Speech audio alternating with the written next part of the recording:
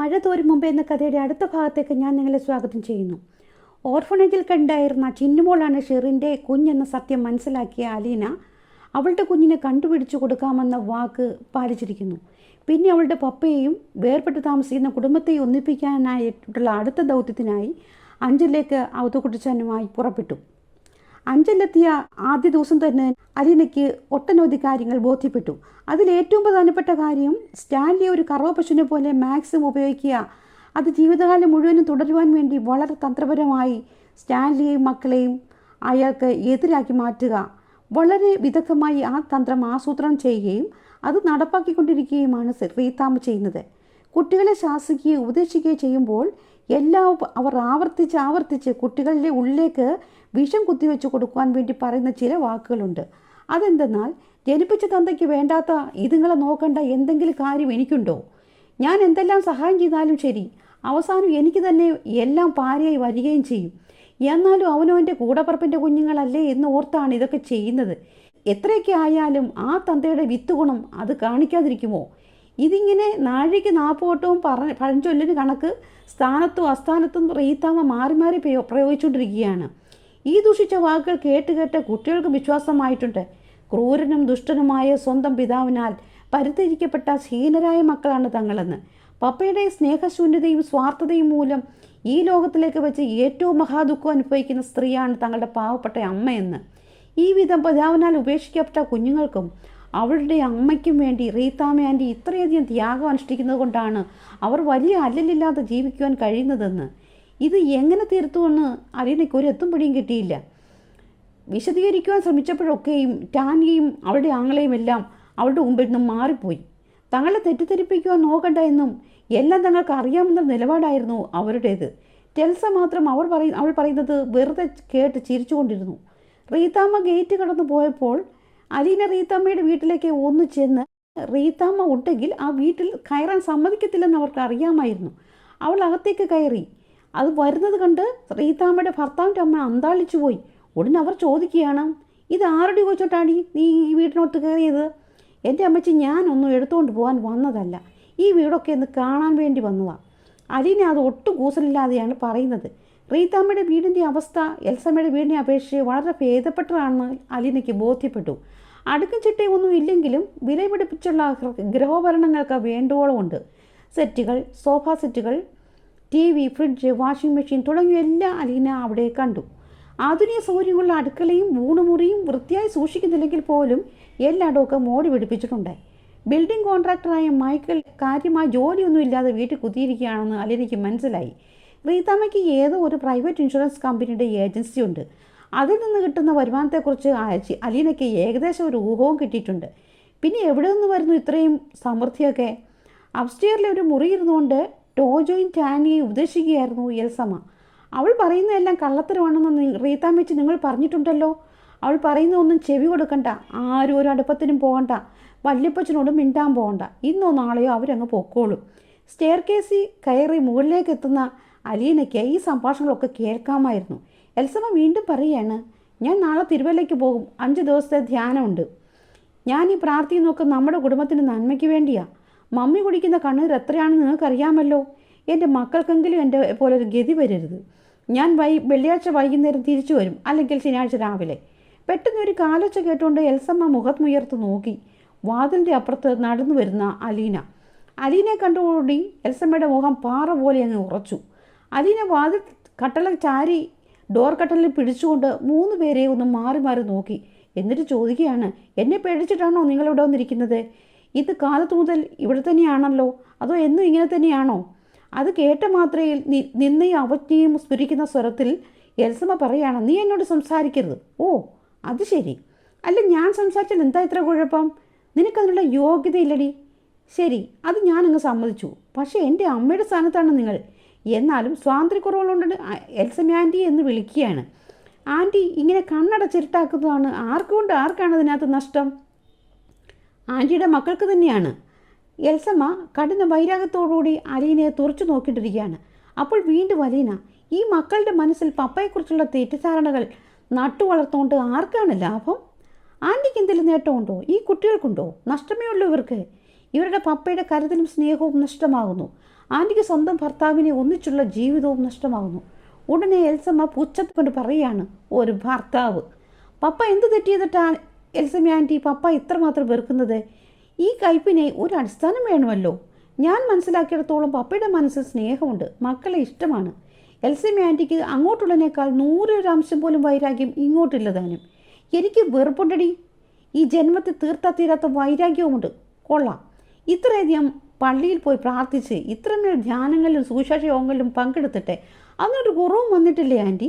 പിന്നെ എന്തിനാണ് ഈ പാഴ്വേലയ്ക്ക് പോകുന്നത്? അതോ അയാൾ അത്രയ്ക്ക് എന്നോട് ചെയ്തിട്ടുണ്ട്. ഒരല്പം മനസ്സമാനത്തിന് വേണ്ടിയാ ഞാനിങ്ങനെ പട്ടിയെപ്പോലെ അലഞ്ഞിരിഞ്ഞ് നടക്കുന്നത്. ഇത് പറയുമ്പോൾ എൽസമ്മ കിതയ്ക്കാൻ തുടങ്ങി. പപ്പ ചെയ്ത തെറ്റെന്താണെന്ന് പറയൂ ആൻറ്റി. അത് തീർത്തു തരുവാൻ പപ്പ തയ്യാറാണെങ്കിൽ ആ വഴിക്ക് നമുക്കൊന്ന് ശ്രമിക്കാമല്ലോ. അയാൾ ചെയ്ത തെറ്റോ? അയാൾ എന്നോട് തെറ്റ് മാത്രമേ ചെയ്തിട്ടുള്ളൂ. നിന്നെപ്പോലൊരു പിഴച്ച മകൾ അയാൾക്ക് എങ്ങനെയുണ്ടായി? ചതിയൻ, വഞ്ചകൻ. ആൻറ്റി, ഞാനുണ്ടെന്നുള്ള വിവരം ഈ അടുത്ത കാലത്തല്ലേ പപ്പ അറിഞ്ഞത്? അതിനു മുമ്പ് തന്നെ നിങ്ങൾ പിണങ്ങി പിരിഞ്ഞവരല്ലേ? അതിനൊരു കാരണം വേണ്ടേ? ഉണ്ടടി, കാരണമുണ്ട്. 1000 കാരണങ്ങളുണ്ട്. ശരി, ഒരെണ്ണം ഒന്ന് പറഞ്ഞേ. അയാൾക്ക് അയാളുടെ ഇഷ്ടങ്ങളായിരുന്നു വലുത്. അയാൾക്ക് ഇഷ്ടമുള്ളപ്പോൾ കുടിക്കണം, അയാൾക്ക് ഇഷ്ടമുള്ളപ്പോൾ ഭക്ഷണം കഴിക്കണം. എൻ്റെ സമയത്തിന് ഒരു വിലയുമില്ല. തോന്നുമ്പോൾ വീട്ടിൽ നിന്ന് പോകും, തോന്നുമ്പോൾ കയറി വരും. ഞാനെന്താ വീട് സൂക്ഷിപ്പുകാരിയോ? അതോ മക്കളെ പ്രസവിച്ച് വളർത്തുവാൻ വാടകയ്ക്കെടുത്തോളോ? കുഞ്ഞുങ്ങളുടെ തീട്ടവും മൂത്രവും കോരാനും വിഴുപ്പലക്കാനും മാത്രമുള്ള കൂലിക്കാരിയോ? എൻ്റെ അഭിപ്രായങ്ങൾക്ക് ഒരു വിലയുമില്ല. ആ റബ്ബർ തോട്ടം വാങ്ങാൻ പോയപ്പോൾ വേണ്ടെന്ന് ഞാൻ 1000 വട്ടം പറഞ്ഞു. ആര് കേൾക്കാൻ? അയാൾക്ക് തനിയെ സൂചിച്ച് താമസിക്കണം. 1000 രൂപ കൊണ്ട് ഇവിടെ സ്ഥലം വാങ്ങാമെന്ന് പറഞ്ഞപ്പോൾ അയാൾ കേട്ടില്ല. എൻ്റെ വാക്കിന് എന്ത് വില? തറവാട്ട് സ്വത്ത് വീതം വെച്ചപ്പോൾ അപ്പച്ചനും അനിയന്മാരും കൂടി പറ്റിച്ചു. കിട്ടാൻ അർഹതയുള്ള ഓഹരി കണക്ക് പറഞ്ഞ് വാങ്ങണമെന്ന് ഞാൻ പറഞ്ഞത്. പക്ഷേ അയാൾക്ക് വേണ്ട. ഒടുവിൽ ഞാൻ ആർത്തിക്കാരിയായി. തറവാട്ടിൽ ചെല്ലുമ്പോൾ ആ തള്ളയും മക്കളും എന്നോട് പെരുമാറ്റുള്ളത് എൻ്റെ ഓർമ്മയിൽ നിന്ന് ഒരിക്കലും മാഞ്ഞു പോകത്തില്ലടി. അത് കേട്ടപ്പോഴേക്കും അലിനിക്ക് പെട്ടെന്ന് വിസ്മയുണ്ടായി. അവൾ ചോദിക്കുകയാണ്, ആര്? ചിന്നമ്മയോ? എൻ്റെ കുഞ്ഞുങ്ങൾക്ക് മാത്രം അയാൾ തള്ളയ്ക്ക് പുച്ഛം. ഒരു ബിസ്ക്കറ്റ് എടുത്ത് കൊടുത്തിട്ടില്ല എൻ്റെ കുഞ്ഞുങ്ങൾക്ക്. ആ തള്ള മറ്റു മക്കളെ കൂട്ടാൻ അവർക്ക് ഭയങ്കര ഉത്സാഹമായിരുന്നു. ഒരു കട്ടൻ കാപ്പി എടുത്ത് തന്നിട്ടില്ല ആ തള്ള ചാകുന്നത് വരെ. ഞാൻ തെണ്ടിക്കേറി വന്നതല്ലടി. എൻ്റെ അപ്പം നല്ലപോലെ സ്ത്രീധനം തന്നു തന്നെ വിട്ടാ എന്നെ കെട്ടിച്ചങ്ങോട്ട് വിട്ടത്. ഞാൻ ആ തള്ളയുടെ കുറ്റം വല്ലതും പറഞ്ഞു പോയാൽ അയാൾക്ക് പിന്നെ തൊട്ടും പിടിച്ചുമൊക്കെ ദേഷ്യമാണ്. ആ നീചൻ്റെ ചരിത്രം റീതാമ്മ ചേച്ചിക്ക് നന്നായിട്ടറിയാം. ഞാനെല്ലാം മറന്നു. പക്ഷെ ഞാൻ ദൈവത്തോടടുക്കാൻ ശ്രമിച്ചുകൊണ്ടിരിക്കുകയാണ്. അതുകൊണ്ട് കൂടുതലൊന്നും ഞാൻ പറയുന്നില്ല. തങ്ങളുടെ മമ്മി അനുഭവിച്ച ഭീകര ദുരിതങ്ങളെക്കുറിച്ചൊക്കെ കേട്ടില്ലേ എന്ന മട്ടിൽ ടോജോയും ടാനിയയും അലീൻ്റെ മുഖത്തേക്ക് നോക്കുകയാണ്. അലീൻ്റെ കണ്ണുകളിൽ സഹതാപം നിറഞ്ഞു. എന്നിട്ട് അവൾ പറയാണ്, എൽസിയമ്മേൻ്റെ എല്ലാം മറന്നു ദൈവത്തോടങ്ങ് അടുത്തോണ്ടിരിക്കുകയല്ലേ, കൂടുതൽ വൈരാഗ്യത്തോടെ. എല്ലാം ഒന്ന് ഓർമ്മിപ്പിച്ച് ദൈവത്തിൽ നിന്ന് അകന്നുകൊണ്ടിരിക്കുകയാണ്. അല്ലെങ്കിൽ ഓരോ തവണയും പള്ളിയിൽ പോയി പ്രാർത്ഥിക്കുമ്പോഴേക്കും, ഓരോ ധ്യാനം കഴിഞ്ഞ് മടങ്ങി വരുമ്പോഴേക്കും പപ്പയുടെ ഓരോ തെറ്റുകൾ വീതമെങ്കിലും മറക്കാനും പൊറുക്കാനും ആൻറ്റിക്ക് കഴിഞ്ഞേനെ. തുറന്നു പറയാമല്ലോ, പപ്പയുടെ ക്രൂരകൃത്യങ്ങൾ കേൾക്കാമല്ലോ എന്ന് പ്രതീക്ഷിച്ച് വന്ന എന്നെ ആൻറ്റി വല്ലാതെ നിരാശപ്പെടുത്തി കളഞ്ഞു. എടി, നിൻ്റെ കണ്ണിൽ കൂടെ നോക്കുമ്പോൾ നിൻ്റെ തന്ത ചെയ്തതെല്ലാം നിനക്ക് ശരിയായിരിക്കും. നിനക്ക് അങ്ങനെ തന്നെ തോന്നൂ. അട്ടയെ പിടിച്ച് മെത്തയെ കിടത്തിക്കുന്ന പോലെ നിന്നെ കൊണ്ടുപോയി കൊട്ടാര റാണിയായി വാഴിച്ച് സപ്രപഞ്ചത്തിൽ കേജ് സൂഹിപ്പിച്ച് കിടത്തിയിരിക്കുകയല്ലേ. കൊള്ളാം. എന്നെ ആര് താലോലിച്ചൊന്നും വെട്ടൊന്നും മുറിരണ്ടെന്ന രീതിയിലായിരുന്നു പപ്പ. എന്നെ എന്തുമാത്രം വഴക്ക് പറഞ്ഞിട്ടുണ്ട്. അടുക്കാൻ പറ്റത്തില്ലായിരുന്നു. ഞാൻ സ്നേഹിച്ചാ ഇത്രയെങ്കിലുമൊക്കെ അടുപ്പിച്ചത്. എന്നാൽ ഇപ്പോഴും എന്ത് ചോദിച്ചാലും ആദ്യം പപ്പ പറയുന്നത് നോ എന്ന് തന്നെയാണ്. പപ്പ അങ്ങനെ ആയിപ്പോയി. മനസ്സ് നന്മയില്ലാഞ്ഞിട്ടാണോ? അല്ല. ചില മനുഷ്യരുടെ മനസ്സ് ആമയുടെ പുറന്തോല് പോലെ ഇങ്ങനെ കട്ടിയുള്ളൊരു ആവരണം കാണും. നമ്മൾ സ്നേഹിച്ച് വേണം ആ മനസ്സിലേക്ക് കയറാൻ. അല്ലാതെ ഞാനും പപ്പയുടെ മോളല്ലേ, ഞാനും പപ്പയുടെ മോനല്ലേ. പപ്പയ്ക്ക് സൗകര്യം ഉണ്ടെങ്കിൽ വാരിക്കൊരു തരട്ടെ എന്ന് വിചാരിച്ചുകൊണ്ടിരുന്നാൽ ഒന്നും കിട്ടത്തില്ല. ആരാണോ ആവശ്യക്കാർ അല്ലെങ്കിൽ ആവശ്യക്കാരി അവരാണ് അപേക്ഷ സമർപ്പിക്കേണ്ടത്. പക്ഷേ നിങ്ങളുടെ വിചാരം ഭിക്ഷ യാചിക്കേണ്ടത് ധനവാനാണെന്നാണ്. ഭിക്ഷക്കാരൻ കോട്ട് സ്യൂട്ടുമിട്ട് കാറിൽ കയറി വലിയ ഗമയ്ക്ക് ഞെളിഞ്ഞിരുന്നാൽ ആരെങ്കിലും ഭിക്ഷ കൊടുക്കുമോ? ഉടനെ എൽസമ്മ പറയുകയാണ്, എടി, സ്വന്തം മക്കൾക്ക് അവരുടെ അപ്പൻ കൊടുക്കേണ്ട സ്നേഹം ഭിക്ഷയാണെന്ന് പറയാൻ നിന്നെപ്പോലെ തെണ്ടി പരിചയമുള്ള പിച്ചക്കാരിക്ക് മാത്രമേ പറ്റത്തുള്ളൂ.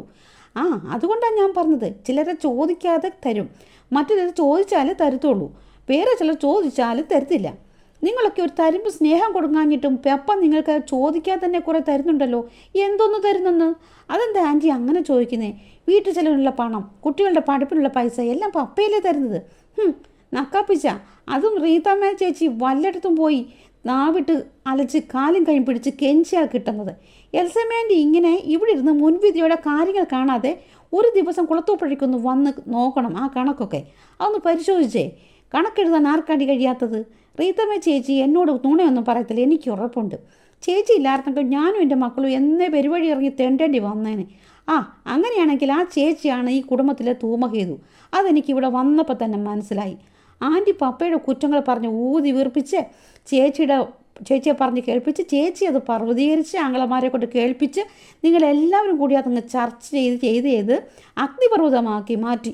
എടി നിന്നോട് ഞാൻ ആദ്യമേ പറഞ്ഞല്ലേ എടി എന്നോട് സംസാരിക്കുന്നത്, പൊക്കോ എൻ്റെ മുമ്പിൽ നിന്ന്. ഞാൻ പോക്കോളാം. പക്ഷേ ഒരു കാര്യം ഞാൻ പറയാം. നിങ്ങളുടെ ഈ വീട്ടിലെ ഏറ്റവും വലിയ പ്രശ്നം പരസ്പര ബഹുമാനമില്ല എന്നുള്ളതാണ്. വീട്ടിൽ വരുന്ന അതിഥികളുടെ ബഹുമാനമില്ല. വലിയപ്പച്ചനോട് നിങ്ങൾ പെരുമാറിയ രീതി ഞാൻ കണ്ടതാണല്ലോ. താഴെ ഒരു പ്രായം ചെന്ന സ്ത്രീയെ കണ്ടു, റീതാമ്മ ആൻറ്റിയുടെ ഭർത്താവിൻ്റെ അമ്മ. അവരോട് ചേച്ചിയും മക്കളും പെരുമാറുന്നതും ഞാൻ കണ്ടു. തുടർന്ന് അലീല തിരിച്ചു പോകാൻ ഭാവിക്കുകയാണ്. പെട്ടെന്ന് എന്തോ ഓർത്തിട്ടെന്ന പോലെ തിരിഞ്ഞു നിന്നിട്ട് പറയുകയാണ്, ഒരു കാര്യം കൂടി. പപ്പയുടെ കുറ്റങ്ങൾ ഊതിപ്പെരിപ്പിച്ചുണ്ടാക്കിയ ഒരു തടവറ കിടക്കുകയാണ് നിങ്ങൾ അമ്മയും മക്കളും. നിങ്ങളിങ്ങനെ കിടന്നുകൊണ്ട് റീതാമ്മ ആൻറ്റിക്ക് പല ലാഭങ്ങളും ഉണ്ടാവും. അതുകൊണ്ട് അവർ ഈ തടവറ പൊളിക്കുവാൻ കൂട്ടുനിൽക്കത്തില്ലെന്ന് മാത്രവുമല്ല ഇനിയും അത് ബലപ്പെടുത്തുവാൻ നോക്കുകയും ചെയ്യും. ഈ തടവറയിൽ നിന്ന് എന്ന് നിങ്ങൾക്ക് പുറത്തു കൊടുക്കുവാൻ പറ്റുമോ അന്ന് നിങ്ങൾ സ്വാതന്ത്ര്യത്തിൻ്റെ വെളിച്ചം കാണും. അലീന തിരികെ പോന്നു. രാവിലെ ടെൽസയെ മുറ്റം വിളക്കുവാൻ പരിശീലിപ്പിച്ചുകൊണ്ട് വീടിൻ്റെ മുൻഭാഗത്ത് നിൽക്കുകയായിരുന്നു അലീന. ടെൽസയ്ക്ക് ഒന്നിനും ഏകാഗ്രതയില്ല എന്ന് അവൾക്ക് ബോധ്യപ്പെട്ടു. 2-3 തവണ മുറ്റത്ത് ചൂലൊന്നോടിച്ചിട്ട് അവൾ നിവർന്നു നിന്നു. അലീനയോട് എന്തേലും കിന്നാരം പറയും.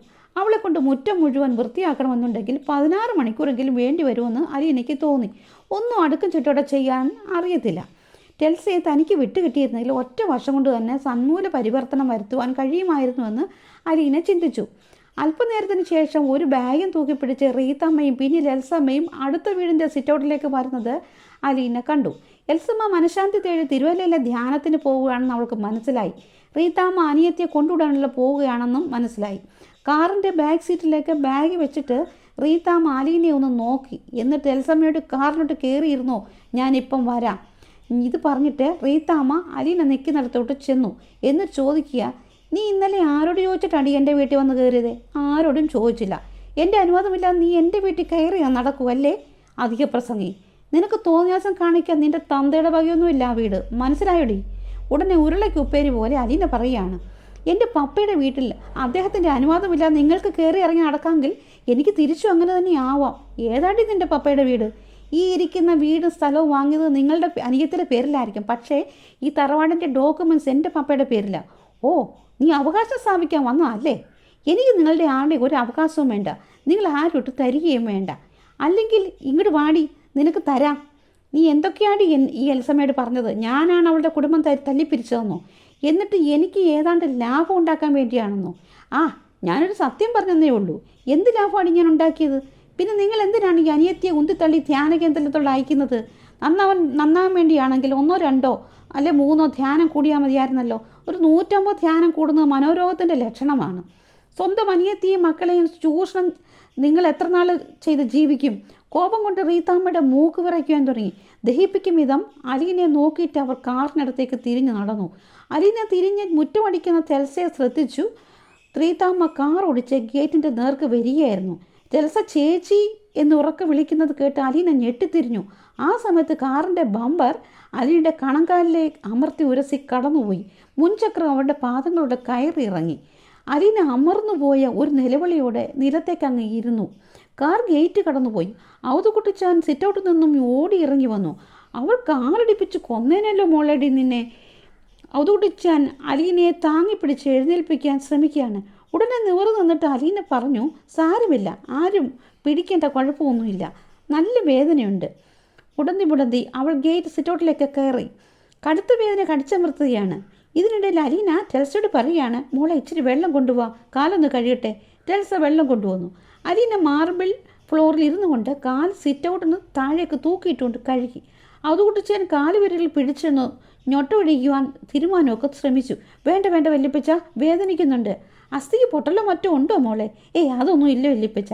അവൾ മനഃപൂർവ്വം ചെയ്തതല്ലേ, നീ അവിടെ നിൽക്കുന്നത് കാണാഞ്ഞിട്ടാണോ? അറിയാതെ പറ്റിപ്പോയായിരിക്കും, പേടിപ്പിക്കാൻ വേണ്ടി അടുത്തൂടെ കൊണ്ടുപോയതായിരിക്കും ചിലപ്പോൾ. എന്നാലും ഇത് കുറേ കടുത്ത വിളച്ചിലായി പോയി. ലാലിച്ചോണ്ട് ഞാൻ വിളിച്ച് പറയട്ടെ മോളെ? വേണ്ട വല്യപ്പച്ച, പറയണ്ട, ഇനി ഇതൊരു പ്രശ്നമാക്കണ്ട. പക്ഷെ അരമണിക്കൂറിൽ കാൽപാദം നീര് വന്ന് തീർത്തു. സ്റ്റാൻലി അറിയിക്കേണ്ടെന്ന് അലീന പറഞ്ഞത് കാരണം ഔതുകുട്ടിച്ചാൻ ഒരു ഓട്ടോറിക്ഷ വിളിച്ച് അതിൽ കയറ്റി അവളെ ഹോസ്പിറ്റലിലേക്ക് കൊണ്ടുപോയി. എക്സ്റേ എടുത്ത് നോക്കിയപ്പോൾ പെരുവലിൻ്റെ ജോയിൻറ്റിൽ നേരിയ ഒരു പൊട്ടലുണ്ടെന്നും മനസ്സിലായി. ഉടൻ തന്നെ കാലിൽ പ്ലാസ്റ്റർ ഇട്ടു. ഒടുവിൽ ഔതുകുട്ടിച്ചാൻ പറയുകയാണ്, ഇന്നെന്തായാലും ഞാൻ ലാലിച്ചാണ്ട് പറയും, ഇല്ലെങ്കിൽ വിവരം അറിയുമ്പോൾ അവൻ എന്നെ പഴിക്കും. ഔതുകുട്ടിച്ചാൻ അലീനയുടെ വിലക്കിനെ അവഗണിച്ച് കുളത്തൂപ്പുഴയ്ക്ക് ഫോൺ ചെയ്തു. സ്റ്റാൻലി അരമണിക്കൂറെല്ലാം ഹോസ്പിറ്റലിലെത്തി. എന്നിട്ട് അവളെ കാറിൽ കയറ്റി കുളത്തൂപ്പുഴയ്ക്ക് കൊണ്ടുപോയി. പോകുന്ന വഴിക്ക് സ്റ്റാൻലി എന്നോട് ചോദിക്കുകയാണ്, എന്താ നിനക്ക് സംഭവിച്ചത്? സത്യം പറയണം എന്നോട്. പപ്പ ഒന്നുമില്ല, സാരമില്ല, വിട്ടുകളഞ്ഞേക്ക്. അലീന, ഞാൻ ചോദിച്ചതിന് നീ മറുപടി പറയണം. ഒടുവിൽ സ്റ്റാൻലിയുടെ നിർബന്ധത്തിന് മുമ്പിൽ സംഭവിച്ച കാര്യങ്ങളൊക്കെ അലീന വിവരിച്ചു. വീണ്ടും അവൾ പറയുന്നുണ്ട്, പോട്ടോ, അപ്പോൾ സാരമില്ല, ഒരുപക്ഷെ അബദ്ധം പറ്റിയായിരിക്കും. റീത്താമ്മ അനിയത്തിയെ തിരുവല്ലയിൽ കൊണ്ടുപോയി വിട്ടിട്ട് മടങ്ങിയെത്തിയതേ ഉള്ളൂ. കാർ പോർച്ചിൽ കിടപ്പുണ്ട്. ഒരു ജീപ്പ് ഗേറ്റ് കടന്നു വന്ന് എൽസമ്മയുടെ വീടിൻ്റെ മുമ്പിലേക്ക് വന്നു നിന്നു. തൊട്ടു പിന്നാലെ ഒരു ക്രെയിനും വെളിയിൽ വന്നു നിന്നു. തുടർന്ന് ജീപ്പ് ഇരമ്പി കുതിച്ചു. സ്ഫോടനം ഉണ്ടായതുപോലെ ശബ്ദം കേട്ട് റീത്താമ്മയും മക്കളും കൂടെ സിറ്റൗട്ടിൽ നിന്ന് ഓടിയിറങ്ങി. മാരുതിക്കാരൻ്റെ പിൻപിൽ ഇടിച്ചു നിൽക്കുകയാണ് ഒരു ജീപ്പ്. ജീപ്പിൻ്റെ ഡിക്കിയും പിൻപിലത്തെയും ബമ്പറുകളും ബ്രേക്ക് ലൈറ്റുകളും ഹെഡ് ലൈറ്റുകളും എല്ലാം പൊട്ടിപ്പോയിരിക്കുന്നു. ജീപ്പിൻ്റെ ഡ്രൈവിംഗ് സീറ്റിൽ സ്റ്റാൻലി. അയാൾ റിവേഴ്സ് ഗിയർ ഇട്ട് ജീപ്പ് ഏതാനും വരെ പിറകിലോട്ട് കൊണ്ടുപോയിട്ട് പിന്നെ ഗിയർ മാറ്റി ജീപ്പുമായി മുൻപോട്ട് വന്ന് കുതിച്ചു. ആദ്യത്തിനേക്കാൾ ശക്തമായിരുന്നു രണ്ടാമത്തെ ഇടി. ഭൂമി കുലുങ്ങുന്ന പോലെ വീട് കുലുങ്ങി. ജനാല ചിന്നുകൾ വിറച്ചു. കാറിൻ്റെ മുൻപിലത്തെയും പിന്നിലത്തെയും ഗ്ലാസുകൾ പിടിച്ച് പൊട്ടിക്കേറി. കാറിനുള്ളിലും വെളിയിലും വീണു. രണ്ടാമത്തെ ഇടിയോടെ കാറിൻ്റെ പിൻഭാഗം ജീപ്പിൻ്റെ ബമ്പറിൽ കോർത്തുപോയിരുന്നു. സ്റ്റാൻലി ജീപ്പ് പുറകോട്ടെടുത്തപ്പോഴേക്കും കാർ നിരങ്ങി പിറകിലേക്ക് പോന്നു. എൽസമ്മയുടെ വീടിൻ്റെ സിറ്റൗട്ടിൽ ഇറങ്ങി സ്റ്റാൻലിയുടെ മക്കൾ ഈ കാഴ്ച കാണുന്നുണ്ടായിരുന്നു. സ്റ്റാൻലിയുടെ ജീപ്പ് റിവേഴ്സ് ഗിയറിൽ തന്നെ ഗേറ്റ് കടന്നുപോയി. ജീപ്പിൻ്റെ ബമ്പറിൽ കൊരുത്ത കാർ സ്റ്റാൻലി മുമ്പോട്ട് കൊണ്ടുപോയി റോഡ് അരികിൽ നിന്ന് ഒരു മരത്തിൽ ഇടിച്ചു. ഇത്തവണ ജീപ്പ് പുറകോട്ടെടുത്തപ്പോൾ അല്പദൂരം റോഡിൽ കൂടെ നിരങ്ങി നിന്ന ശേഷം കാർ ജീപ്പിൻ്റെ ബമ്പറിൽ നിന്നും വിട്ടുപോന്നു. സ്റ്റാൻലി ജീപ്പിൽ നിന്ന് ഇറങ്ങി ക്രെയിനിൻ്റെ സമയത്തേക്ക് നടന്നു. എന്നിട്ട് ക്രെയിൻ സർവീസുകാരോട് പറയുകയാണ്, അത് തൂക്കിയെടുത്ത് ഏതെങ്കിലും ഓതറൈസ്ഡ് വർക്ക്ഷോപ്പിൽ കൊണ്ടുപോയിട്. കൺമുമ്പിലെ കാഴ്ച കണ്ട് ക്രെയിൻ സർവീസുകാർ അന്തം വിട്ടുപോയിരുന്നു. നിങ്ങൾ ധൈര്യമായിട്ട് കാർ എടുത്തുകൊണ്ട് പോകണം, ഇത് എൻ്റെ കാറാണ്. ബുക്കും പേപ്പറും ഇൻഷുറൻസും എല്ലാം എൻ്റെ പേര് തന്നെയാണ്. ഇതിൻ്റെ പേര് നിങ്ങൾക്ക് എന്ത് വിഷയം ഉണ്ടായാലും ഞാൻ ഏറ്റു. അത് കേട്ടുകൊണ്ട് ക്രെയിൻ സർവീസുകാർ കാറിനടുത്തേക്ക് ചെന്ന് ക്രെയിൻ അത് എടുക്കാനുള്ള പണി തുടങ്ങി. റീത്താമ്മയും എൽസമ്മയും മക്കളും അപ്പോഴും സീറ്റൗട്ടിൽ തന്നെ നോക്കി നിൽപ്പുണ്ടായിരുന്നു. എന്ത് ചെയ്യണമെന്ന് ആർക്കും ഒരു പിടിയും കിട്ടിയില്ല. ടെൽസയുടെ മുഖത്ത് മാത്രം അത്ഭുതവും സന്തോഷവും കൗതുകവും കാണാമായിരുന്നു. അവൾ ചിരിച്ചുകൊണ്ട് പറയണം, എന്ത് രസമായിരുന്നു കാണാൻ. റീത്താമ്മ ആങ്ങളമാർക്ക് ഫോൺ ചെയ്തുകൊണ്ട് സമനില തെറ്റുപോലെ മുറിയിലൂടെ അങ്ങോട്ടും ഇങ്ങോട്ടും നടക്കുകയാണ്.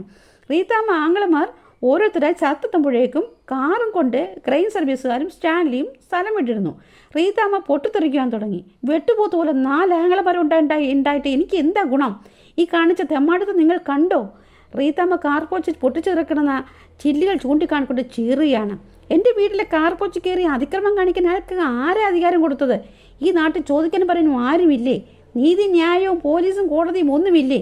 റീത്താമ്മ സംഭവം വിവരിക്കുന്നത് കേട്ടപ്പോൾ അച്ചക്കുഞ്ഞിൻ്റെ ഏലിയാസിൻ്റെ സാമൂഹ്യ സേവിച്ചതിന് ചോര തിളച്ചു. ഇതിനകം അയൽക്കാർ പലരും അവിടെ എത്തിയിരുന്നു. റീത്താമ്മയും ആങ്ങളമാരും കൂടി പോലീസ് സ്റ്റേഷനിൽ എത്തി പരാതി നൽകി. തൻ്റെ വീട്ടിൽ കേടുപാട് സംഭവിച്ചിട്ടുണ്ടെന്നും അതിന് നഷ്ടപരിഹാരം കിട്ടണമെന്നും റീത്താമ്മ സബ് ഇൻസ്പെക്ടറോട് പറഞ്ഞു. പരാതി സ്വീകരിച്ച ശേഷം അന്വേഷിക്കാമെന്നും പറഞ്ഞ് SI അവരെ പറഞ്ഞയച്ചു. പിറ്റേന്ന് രാവിലെ റീത്താമ്മയും സഹോദരന്മാരും വീണ്ടും പോലീസ് സ്റ്റേഷനിലെത്തി. അപ്പോൾ SI പറയുകയാണ്, ഞാൻ സംഭവത്തെക്കുറിച്ച് അന്വേഷിച്ചു. നിങ്ങളുടെ വീട്ടിൽ എന്തെങ്കിലും കേടുപാട് പറ്റിയിട്ടുണ്ടെങ്കിൽ അത് റിപ്പയർ ചെയ്ത് തരാമെന്ന് നിങ്ങളുടെ സഹോദരി ഭർത്താവ് ഏറ്റിട്ടുണ്ട്. ആഹാ, അത്രേ ഉള്ളോ? അയാളുടെ പേര് വേറെ നടപടിയൊന്നും എടുക്കുന്നില്ലേ? ഞാൻ വർക്ക്ഷോപ്പിൽ പോയി കാറ് കണ്ടു. ശരിയാണ്, ഇടിച്ച് തകർത്ത് കളഞ്ഞിരിക്കുകയാണ്. മനഃപൂർവ്വം ചെയ്താണ് പ്രതി കുറ്റസമ്മതവും നടത്തി.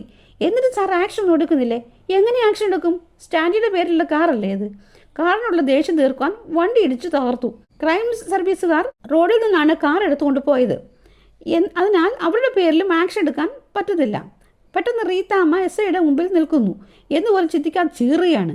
എൻ്റെ വീട്ടു വളപ്പിൽ കയറിയാണ് അതിക്രമം കാണിച്ചത്. ഓക്കെ, അതും സ്റ്റാൻലി സമ്മതിച്ചു. പക്ഷേ സ്റ്റാൻലിയുടെ കാർ എങ്ങനെ നിങ്ങളുടെ കാർ പുറച്ചു വന്നു? ഒന്നുകിൽ നിങ്ങൾ ബലമായി പിടിച്ചെടുത്തു, അല്ലെങ്കിൽ മോഷ്ടിച്ചു. ഇത് രണ്ടും കുറ്റകരമാണ്. അതേപ്പറ്റി നിങ്ങളൊന്ന് ആലോചിച്ചേ. അപ്പോൾ റീതാമ്മ അടുത്ത ന്യായം പറയുകയാണ്, സാറേ എൻ്റെ അനിയത്തി സ്റ്റാൻലിയുടെ ഭാര്യയാണ്, അവൾക്ക് സ്റ്റാൻലി കൊടുത്തിരുന്ന കാറാണ് അത്, അവൾ തൽക്കാലം എൻ്റെ പോർച്ച് കൊണ്ട് നിട്ടു, ഞാൻ അവളുടെ ചേച്ചിയാണല്ലോ. അത് ന്യായം. പക്ഷേ സ്റ്റാൻലിയുടെ പരാതി നിങ്ങൾ കാറ് മോഷ്ടിച്ചെന്നായിരിക്കും. എൻ്റെ സാറേ, മോഷ്ടിച്ചല്ലെന്ന് എൻ്റെ അനിയത്തി സാക്ഷ്യം പറഞ്ഞോളും. SI കുര്യാക്കോസ് ഒരു ചെറിയ ചിരിയോട് ചോദിക്കുകയാണ്, ഭർത്താവിനെതിരെ മൊഴി നൽകുന്ന ഭാര്യ ചിലപ്പോൾ സാക്ഷ്യപ്പട്ടികയിൽ നിന്ന് മാറി എതിർസാക്ഷിയായിരുന്നിരിക്കും. അതൊക്കെ വേണോ? നിങ്ങളുടെ വീടിന് എന്തെങ്കിലും തകരാർ സംഭവിച്ചിട്ടുണ്ടെങ്കിൽ സ്റ്റാൻലി അത് റിപ്പയർ ചെയ്തു തരും. നിങ്ങൾ ബന്ധുക്കൾ തമ്മിൽ എന്തിനാ ഇങ്ങനെ വഴക്ക്? അയാൾ ഞങ്ങളുടെ ബന്ധു ഒന്നുമല്ല സാറേ, അത് ഞങ്ങളുടെ ശത്രുവാണ്. ഓക്കെ, അങ്ങനെയാണെങ്കിൽ നമുക്ക് കേസ് കൊടുക്കാം. വേറൊരു പരാതി എനിക്ക് കിട്ടിയിട്ടുണ്ട്. മിസ്സസ് റീതാമ്മ ഇന്നലെ സ്റ്റാൻലിയുടെ മകളെ കാറടിപ്പിച്ചു കൊല്ലാൻ ശ്രമിച്ചായിരുന്നോ? അമർഷവും റോഷവും കൊണ്ട് മസിൽ പിടിച്ചിരുന്ന റീതാമ്മ ഞൊടിയിടയിൽ കാറ്റുപോയ ബലൂൺ പോലെയായി. അപ്പോൾ വീണ്ടും SI ചോദിക്കുകയാണ്, അങ്ങനെ ഒരു പരാതി കിട്ടിയിട്ടുണ്ട്. കാറടിച്ച് പരിക്കേറ്റ അലീന എന്ന പെൺകുട്ടിയെ ഹോസ്പിറ്റലിൽ പ്രവേശിച്ചിരുന്നു. ആ കുട്ടിയുടെ കാലിന് ഫ്രാക്ചറുണ്ട്. പെട്ടെന്ന് അച്ഛൻ ചോദിക്കുകയാണ്, അയാൾ അവളുടെ മകളാണെന്നുള്ള എന്താണ് തെളിവ്? അതൊക്കെ സ്റ്റാൻലി ഹാജരാക്കിക്കോളും, നിങ്ങൾ വിഷമിക്കണ്ട. അപ്പോൾ ഞാൻ എന്താ ചെയ്യേണ്ടത്? ഈ കിട്ടിയ പരാതിയുടെ മേൽ കേസ് ചാർജ് ചെയ്യണോ? അതോ ഈ കടലാസെല്ലാം കൂട്ടി ചവിട്ടുകൊടയിൽ ഇടണോ? എന്താണെന്ന് ആലോചിച്ചിട്ട് പറഞ്ഞാൽ മതി. ഏലിയാസ് റീതാമ്മയെ കണ്ണടച്ച് കാണിച്ചു. സാർ ഒരു മിനിറ്റ്. സേവിച്ചൻ റീതാമ്മയെ വിളിച്ചുകൊണ്ട് SIയുടെ മുറിയിൽ നിന്നും പുറത്തേക്ക് ഇറങ്ങി. എന്നിട്ട് പറയുകയാണ്, കേസ് മഴക്കൊന്നും വേണ്ട, അതാ ബുദ്ധി. അങ്ങനെ ഒടുവിൽ റീതാമ്മയും ആങ്ങളമാരും പരാതി പിൻവലിച്ച് പോലീസ് സ്റ്റേഷനിൽ നിന്നും തലയൂരി. പുറത്തു വന്ന ശേഷം റീതാമ്മയെ ശാസിച്ചുകൊണ്ട് ഏലിയാസ് പറയുകയാണ്, നിനക്കതൊരു പാഠമായിരിക്കട്ടെ. നിന്റെ അഹങ്കാരം കൊണ്ടല്ലേ നീ ആ പെണ്ണിൻ്റെ കാലിൽ കൂടെ കാറ് കയറ്റിയത്. അവളെ ഇടിച്ചു കൊല്ലാനുള്ള ദേഷ്യം എനിക്കുണ്ടായിരുന്നു. അവളുടെ കാലൊടിക്കാൻ എനിക്ക് പറ്റിയില്ലല്ലോ എന്നുള്ളതാണ് എൻ്റെ വിഷമം. നല്ല ഒന്നാന്തര അവസരമാണ് എനിക്ക് നഷ്ടമായത്. റീതാമ്മയ്ക്ക് വൈരാഗ്യം അടങ്ങുന്നില്ല. അപ്പോൾ ഏലിയാസ് വീണ്ടും പറയാണ്, ഇനിയിപ്പോൾ നീ എന്തോന്ന് ഉരുട്ടിക്കൊണ്ട് നടക്കുക റീതാമ്മേ? നിനക്ക് മൂത്രമൊഴിക്കാൻ പോകണമെങ്കിലും ആ കാറ് വേണമായിരുന്നല്ലോ. എൽസമ്മയും മക്കളും വേണ്ടി സ്റ്റാൻലി കൊടുത്ത ആ കാറ് നിൻ്റെ സ്വന്തം പോലെയല്ലേ നീ ഓടിച്ചോണ്ടിരുന്നത്? കാർ തകർത്താൽ എന്താ? ഞാൻ അയാളുടെ പൈസ കൊണ്ട് തന്നെ റെൻ്റ് കാർ എടുത്ത് എൻ്റെ കാര്യങ്ങൾ നടത്തും. റീതാമ്മ ഇത് ഉഗ്ര ശബ്ദം പോലെ പറയുകയാണ്.